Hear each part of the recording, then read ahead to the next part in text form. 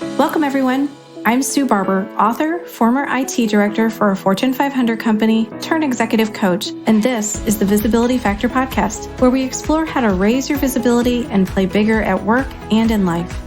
We'll explore key topics and welcome guests that help you shift your thinking about yourself so you can see new possibilities for your leadership. I'm on a mission to create a visibility movement for leaders to show their value and be seen for their true talent. Are you ready to take the next step towards a higher level of visibility for yourself? Let's go. Hello, everyone. It's Sue Barber. I'm so excited to invite you back to the Visibility Factor podcast. Today, I have a wonderful guest for you. Her name is Laura Browne, and I'm just going to read her biography really quick, and then we'll get into some amazing conversation. Laura Browne is a corporate trainer, author, speaker, and certified business coach with more than 20 years of experience in global human resources and management development. Laura spent 9 years delivering coaching and training to high-potential female leaders from Fortune 100 companies through Women Unlimited.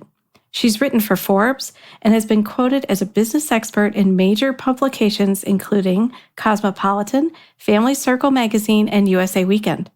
Laura is the author of 10 books. I'm so jealous. 10 books, including Why Can't You Communicate Like Me? How Smart Women Get Results at Work, and her latest, Increase Your Income, 7 Rules for Women Who Want to Make More Money at Work. Welcome to the show, Laura. Thank you. I am delighted to be here. What an impressive biography. My goodness. That's I aspire to be more like you every day. I'm going to work on that. Oh, you are so funny. You are amazing. And I am just so delighted to be talking to you today. All right. Well, let's get into your latest book and let's talk about that. I love the approach you use with the 7 rules and how you weave them throughout the book. It's really fascinating how you've done that. Can you share why it was important for you to write this book for women? Oh, absolutely. So, research shows over and over again that women still are not asking for raises and still are not asking for money when they get a job. And so that keeps us from, gaining salaries. So again, if you get an offer for a job and men are more likely to negotiate and get a higher salary, so maybe they get an extra 5%, 10%, and women are not likely to do that, we're already behind. And so this is a pet peeve of mine that it's 2022 and women are still only making 83 cents for every dollar men are making. And so to me, I want to change that. And I want to get this message out to as many women as possible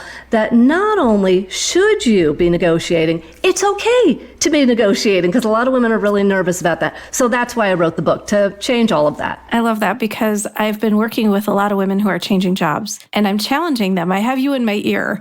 I'm challenging them to go back and say, what do you think that you're really valued at, right? Let's look at what the market will bear, where you are, what your job is. And I had this one woman who I love her to pieces, and she was probably being severely underpaid where she was already. And she said, Sue, if I get this job and I get what we just talked about as a salary, it's life-changing for me. Yes. And I said, yes, let's ask for it. Yes. And they gave it to her. Mm-hmm. And I'm so, so excited for her. So what you're talking about is absolutely true, and it works when you do it. So the one section that I loved in your book is the reasons that hold women back, because I saw myself in some of these. So I'm just going to share a couple. I don't want to give everything away.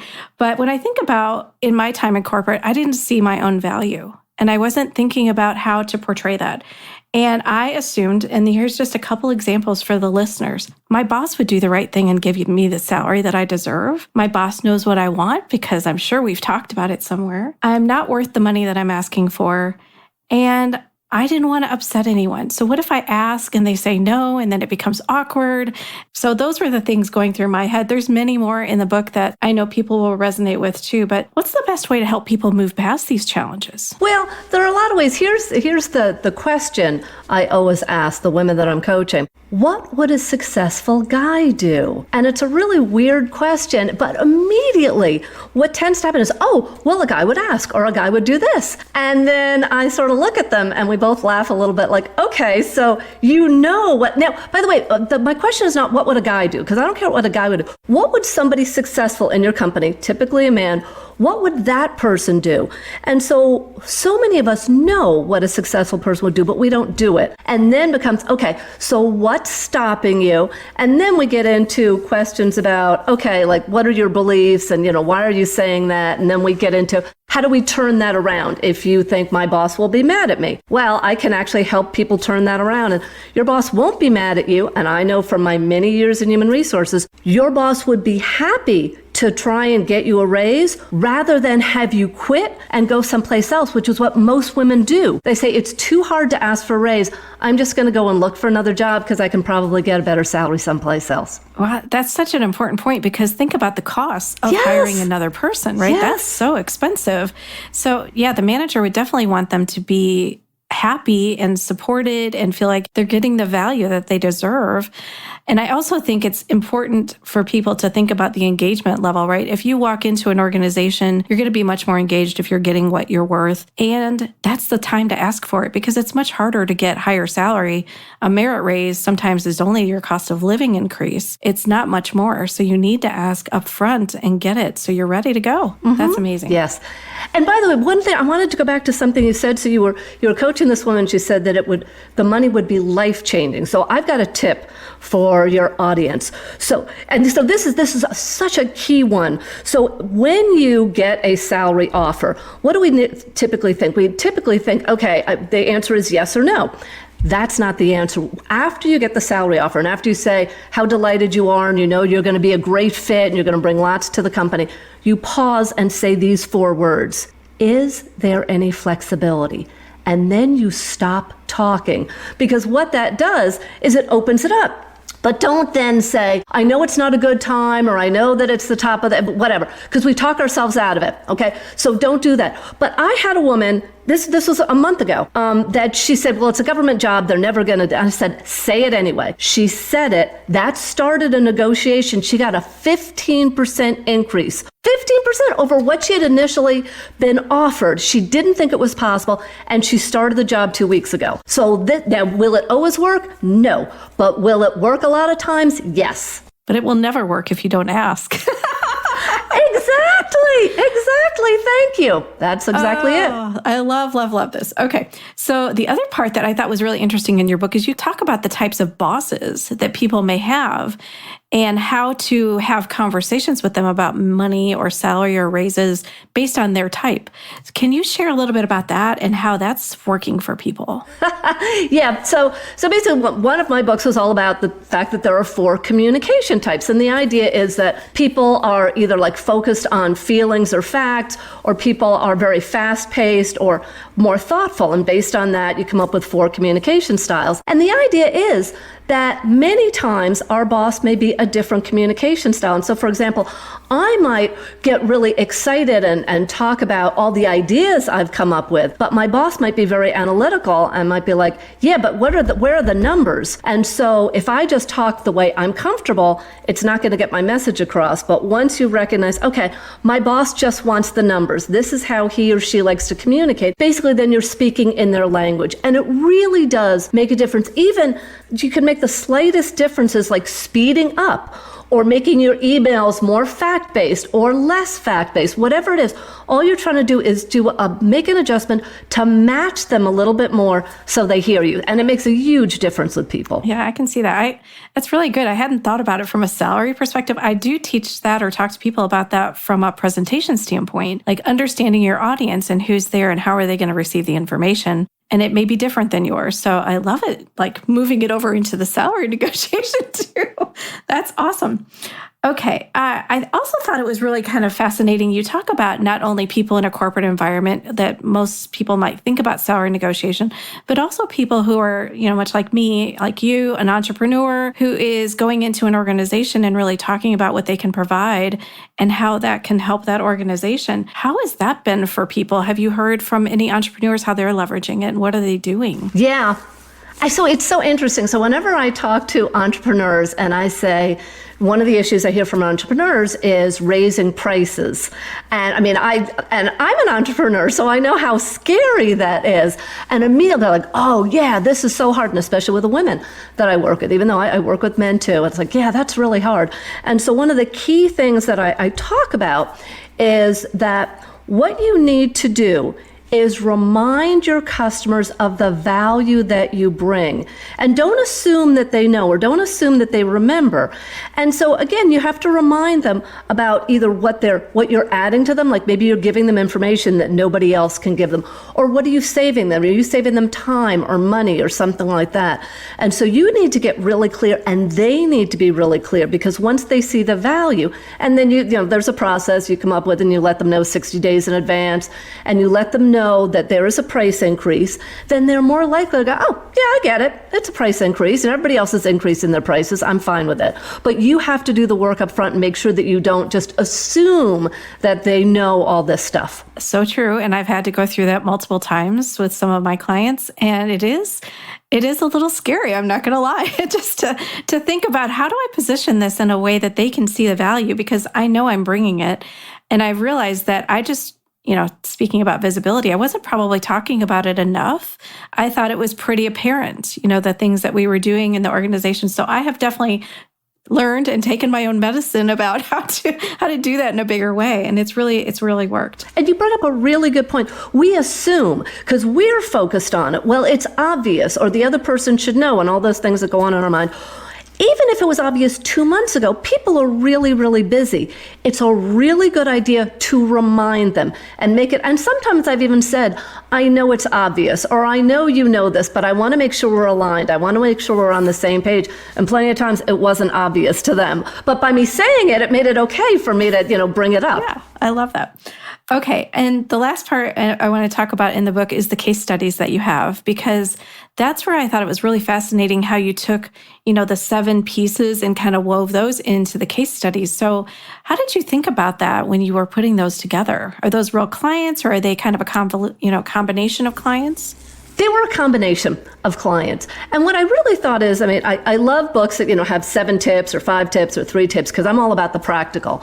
And I thought, how can I make it even clearer? Because, throughout the book, I've got examples and I've got stories and things like that. But I really wanted to say, okay, when somebody ends up with the book and they think, how do I actually put it all together? I wanted to tell some stories there. And so basically, and in all of the stories, when the person asks for a raise, the manager says maybe or no. So none of them say yes. And so they all have to then sort of bounce back, because the fact is we have to learn how to accept no. And one of my rules is no doesn't mean no forever. It means no for right now. And so I really wanted to tell it in a way that was a story. And so people could sort of really understand, okay, step 1, I do this. There could be a problem. Step 2, I do this. Yeah. So it's really just helping people to understand some options and some possibilities that they might see. Yeah. I did the same in my book. And I think it just, watching someone else walk through a process just makes it easier, so you can see whether or not you want to do something like that or something different. But the thing I thought was interesting about you is you even declared what kind of client they are. Like, I'm an analytical, or I'm this kind of client. So it helps somebody see themselves, right, in that case study specifically. You've also written other books, and I just like to talk about one because I love, love, love the title. So it's called A Salary Cinderella Story, or How to Make Money Without a Fairy Godmother. And I just have to tell you a quick little story. I don't know that we've talked about this, but I actually have a whole Cinderella fairy godmother piece in my book too. So I just thought, I didn't even resonate, think about that until I was reading the question back to you. I'm like, wait a minute, I did something similar. So what's the difference between the book that we were just talking about and kind of having the fictional version of the Cinderella story here? Mm-hmm. Yeah, great question. And so I wrote the increase your income because I really like people to have very specific information. Here are 7 steps.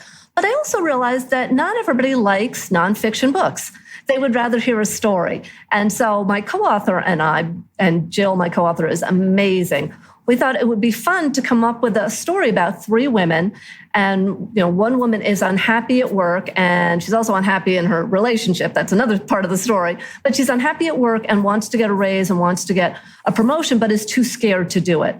And so we tell her story and her friends' stories throughout the book, because basically, even though it's the same information, sometimes it's more fun to read it in a story, and it's more interesting, and you get more of an impact. So that's why we did it. And that one came out how long ago? That one came out, I think about 3 years ago. 3 years ago. Okay. And then any of your other books that you want to bring up or highlight to the audience that they might be interested in? Well, the other one I wanted to mention is called Why Can't You Communicate Like Me? How Smart Women Get Results at Work. And basically, that's the one where I go through, there's an assessment in the beginning.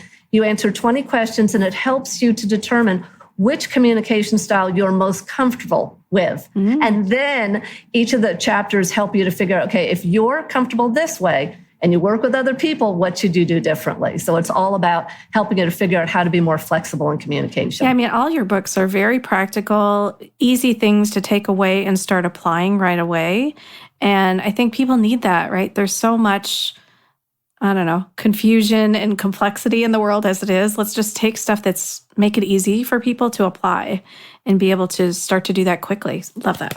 I know that you're also doing a lot of things with like online training programs around confidence. Tell me a little bit about what those programs are like and how those are working. Absolutely. So I actually have a free class on how to get a raise at work. So it actually goes through all the 7 steps.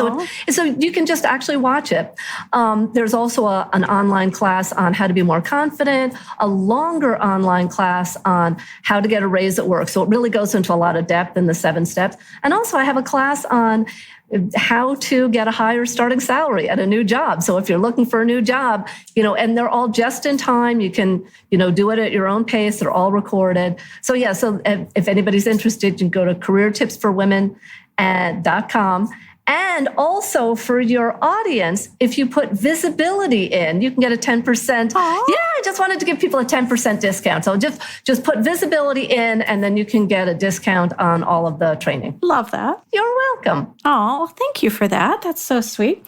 That's amazing. Okay, so there's a lot of things that I think, and I myself have suffered through some of these challenges too, around money stories. What are some of the things that you've done to help maybe the most, in-depth money stories that people have inside of them that they struggle with? How have you helped them move past those things? Well, let me tell you a story. So this actually happened, I think this was in December. So I was talking to somebody, and she was looking for a new job. And actually, this was a friend of a friend, so I was just chatting with her.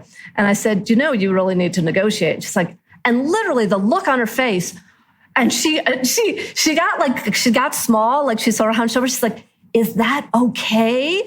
And it was really funny because she's very successful. And I was like, not only is it okay, you have to do it. And so it ended up, we just had a conversation about it. And so by using one of the techniques, by using the one I just gave you guys, which is there any flexibility? She got an extra $5,000, which was very big for her. And that was the only thing she did. And so that's one of the things, like answering the question, is it okay? Yes, it's okay. But again, when I coach people, I ask people to think about, like, what are they telling themselves? And then I always ask them, how true is that? Like if they tell me, well, I don't know that I should make more money, or I don't know that I deserve more money. Really, how true is that? And then we look at it and I say, how is that helping you or hurting you? And then they tell me a lot of times, well, that's really not helping me at all. And I say, okay, so what do you want to change it to? Do you want to take a different action, or do you want to think about it differently? And so I'm all about the turnaround. So instead of saying, I don't deserve it, I do deserve more money. Instead of saying, I shouldn't, my boss will be mad, my boss will be happy that I've talked to her before I decided to go out and look for another job. So all of those things together help people to look at things a little bit differently. Did you ever struggle with this yourself before, in the beginning? Oh my gosh. Yeah. Okay. So my story is, I got my courage up. I was only, a couple of years into my career, and I asked my boss for a raise, and he immediately said no. He shut me down, and I was so embarrassed. I don't even remember what happened in the rest of the meeting. I just wanted to crawl under the table, and actually I wanted to quit because I was just so embarrassed. But instead, what I did is I went back the next day, and I asked him some questions, and that's when I realized his answer. I said, why didn't you give me a raise? He said, it's not raise time. And that's when I understood, oh, in my company, there are raise times. Yeah, I know it's silly now, but that started me on my journey. And then actually what happened is I got a great raise a couple of months later because I asked him, well, What do I need to do? He actually was one of my favorite bosses. And because he taught me so much. And so after that, then I started sharing with other women, like, oh, do you know this? Do you know that? And that started me on the journey. And that started me on, I need to help other women because I didn't know it. And really, I almost quit the job over it. And it made a huge difference for me. That's so cool. Yeah, I mean, I understand the whole once a year salary thing, but yeah, I mean, I just think about my daughter who's just started in corporate and is just figuring out these little corporate things that happen, and you don't get to see those before you join the company. So she's learning a lot about those things too. That's so cool.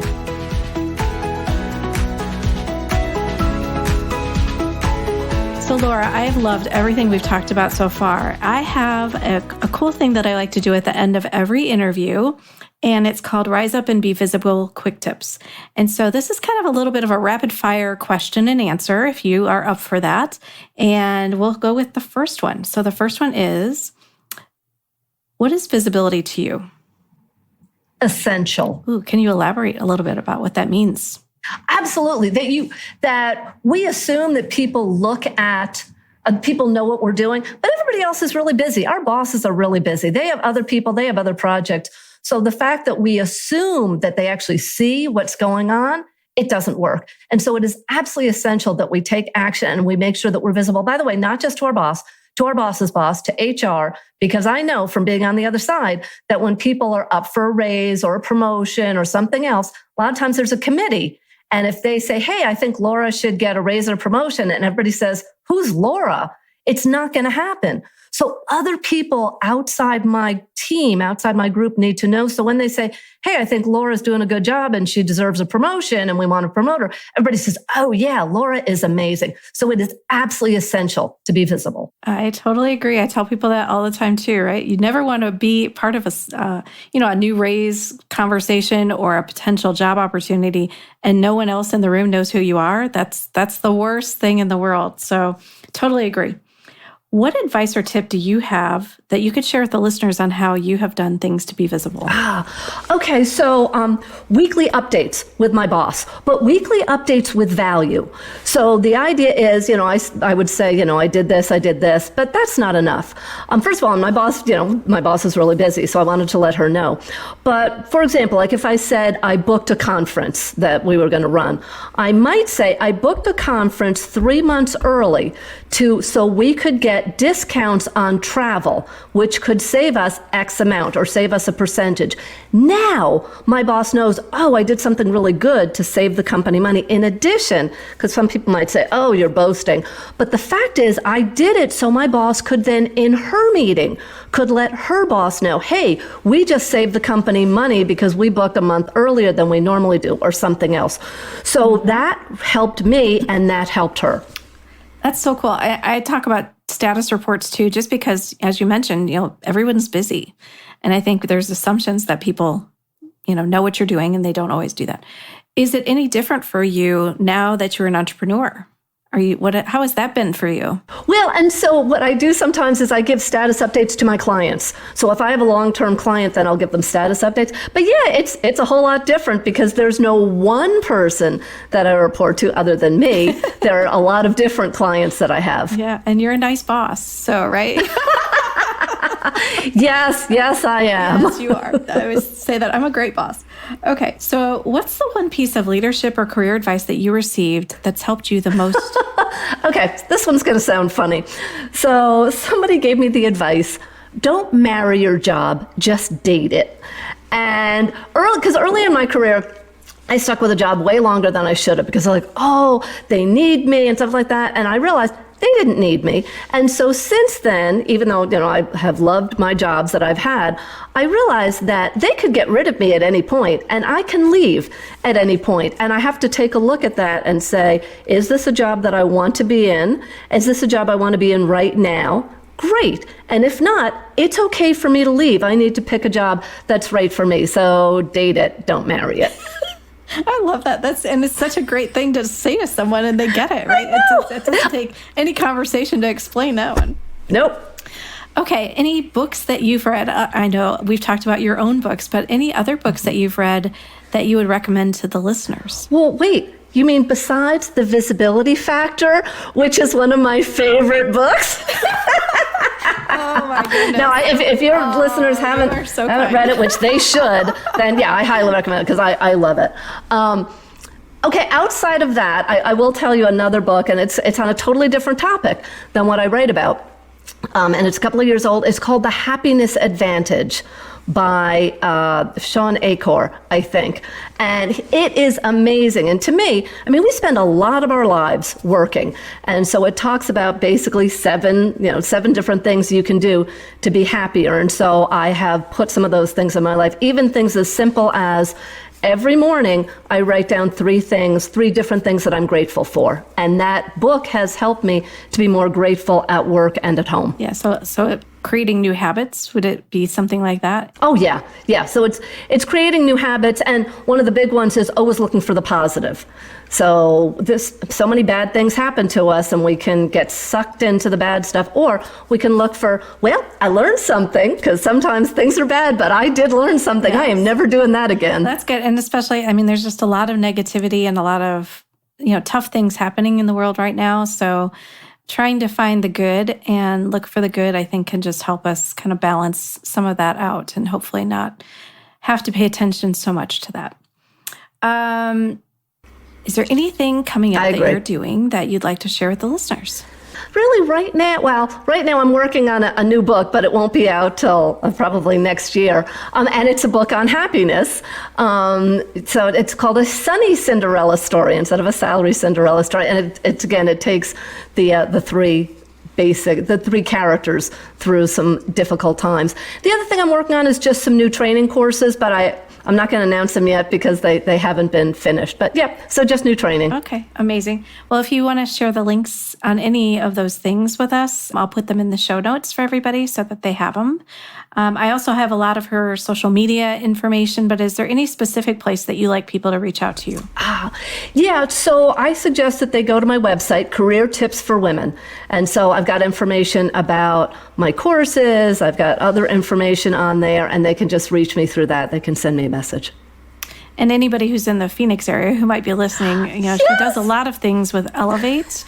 That's actually how we met, and it's just a great organization. And I know that you're doing a lot of things to help them from a career standpoint. A lot of women who are struggling with how to take the next step, and what you're doing is helping them with that. So that's amazing work that you're doing. Thank you. Yeah, I think Elevate, it's an international organization for women, and I think it's just awesome. And I've met wonderful people like you through Elevate. So yes. We have a whole group of people that we just, sometimes still connect with, which is great. And my other Elevate group I was part of, we still meet once a month. So awesome. Yeah, it's really kind of cool how we do that and just stay together and support each other. I think that's awesome. Well, thank you so much for being here, Laura. I have totally enjoyed this conversation, and I know the listeners are going to take away a lot of great tips from what you've offered. And if anyone's looking to negotiate a salary, ask for a raise, make sure you get her book, any one of her 10 books on communication, or depending on what you're trying to do, she's got a book for you.